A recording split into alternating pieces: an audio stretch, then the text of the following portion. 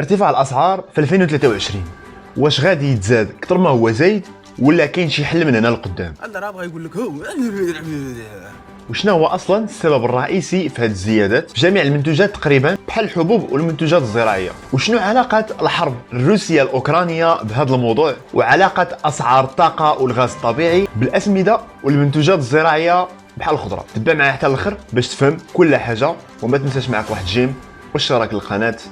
تبع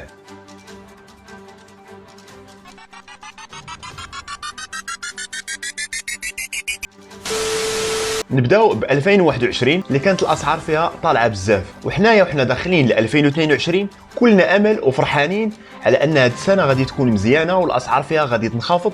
وهذا الشيء اللي كتاكدوا بزاف ديال الدراسات والتقارير العالميه، وان الحصاد ديال هذه السنه غيكون مزيان. هادشي اللي غيخلي الاسعار ديال بزاف ديال المنتوجات انها تنخفض. حتى ناض فلاديمير بوتين في 24 فبراير في 2022 واعلن رسميا على دخول القوات الروسيه الاراضي الاوكرانيه، وبدات الحرب ما بين روسيا واوكرانيا ابتداء من هذا النهار.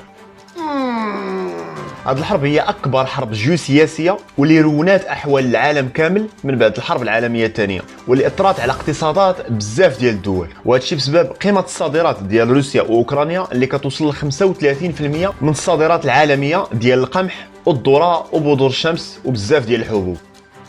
وعلى غفله هذه النسبه تحبسات على العالم كامل، وهذا الشيء بسبب الحرب اللي ضربات البنيه التحتيه والموانئ، واللي حتى واحد في هاد الزوج لا روسيا ولا اوكرانيا ما قدرش انه يصدر حتى حاجه خارج البلاد، وخصوصا اوكرانيا. هذا الشيء اللي سبب في زياده اسعار الحبوب وخاصه القمح في العالم كامل. القمح قبل الحرب كان ساوي 7.70 دولار للبوشل الواحد، وفي ظل هذه الحرب هذه ومن بعد ما تقطعات الصادرات ديال روسيا واوكرانيا وصل الثمن ديالو ل 13 دولار. واللي زاد في الثمن ديال الاسعار ديال الحبوب هو سوء الاحوال الجويه ديال بزاف البلدان اللي كتصدر الحبوب، بحال كندا اللي خسرات 40% من الانتاج ديالها بسبب احوال الطقس. القضيه عندك خاسره والسلام احمدك. هذا الشيء خلى تركيا والامم المتحده يقنعوا كل من روسيا واوكرانيا انهم يوقعوا اتفاقيه باش يسمحوا بمرور 20 طن ديال الصادرات ديال الحبوب اللي بقات واحله في البحر الاسود. هذه الاتفاقيه كانت سبب في انخفاض اسعار الحبوب وخاصه القمح. شويه روسيا خرجت من هذه الاتفاقيه وبسببه ارتفعت عاوتاني اسعار الحبوب، ومنين عاود رجعت لهذه الاتفاقيه انخفضت اسعار الحبوب. يعني في 2023 الاسعار ديال الحبوب مرهونه بهذه الاتفاقيه ما بين روسيا واوكرانيا. دوينا دابا على مواد الخام الغذائيه، اواجي دابا ندوزو المصادر الطاقه والغاز الطبيعي.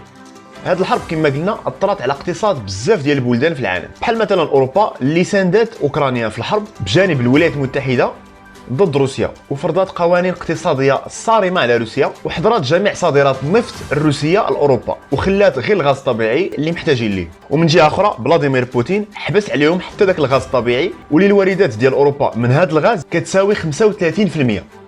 هادشي اللي خلى اوروبا تزاحم مع بقيه العالم في النسبه اللي باقا ديال واردات النفط والغاز الطبيعي، وبهكا اسعار الغاز بقات غادا وكتزاد في جميع انحاء العالم. ارتفاع اسعار النفط يعني ارتفاع جميع المواد النفطيه بحال ليسونس والمازوت والغازوال وغيرها، وهادشي بالنسبه حتى للغاز الطبيعي واللي محطات توليد الطاقه الكهربائيه خدامه به، اللي في نفس الوقت جميع الاسعار اللي متعلقه به كترتفع بحال الاسمده. ومنين كنقولوا غلاء الاسمده يعني غلاء المنتوجات الزراعيه بحال الخضره وغيرها. اجي دابا نشوفوا فين هو المشكل الى هاد الاسعار غدا وكتزاد. المشكل الصراحه ما كاينش نهائيا الا الاجور كتزاد مع ارتفاع الاسعار. اوف كورس هذا الشيء ما كاينش عندنا، والمشكل غادي يكبر الا كانت الدوله ديالك مستورده اساسيه للسلع اللي الاسعار ديالها مرتفعه عند المصدر. كريستالينا رئيسة صندوق النقد الدولي كتقول باللي ثلث دول العالم في 2023 غتعاني من ركود مهول في الاقتصاد ديالها. والركود الاقتصادي كيعني مداخل قليله للشركات، وهذا الشيء كيعني اجور اقل وتوظيف اقل. نعم الله اكبر الله اكبر. من الاخر هاد كريستالينا كتقول باللي 2023 مصهده على 2022. واش اخذها المعلم؟ دابا الا قلتي لي الاسعار في 2023 فين غادا بينا، غادي نقول لك على حسب نتايا فين كاين. الا كنتي في اوروبا وفي دول الخليج فانت مرهم بالتضخم ديال البلاد فاش كاين، يعني الاسعار غادي تنقص الا تحلوا مشاكل امدادات التوريد ويلقاو شي حل للازمه ما بين روسيا واوكرانيا باش الصادرات ديالهم توصل لباقي دول العالم. حيت اوروبا مثلا بلا النفط والغاز الطبيعي الروسي غادي تبقى حاصله بزاف، حيت كانت كتمثل نسبه كبيره من الواردات النفطيه ديالها.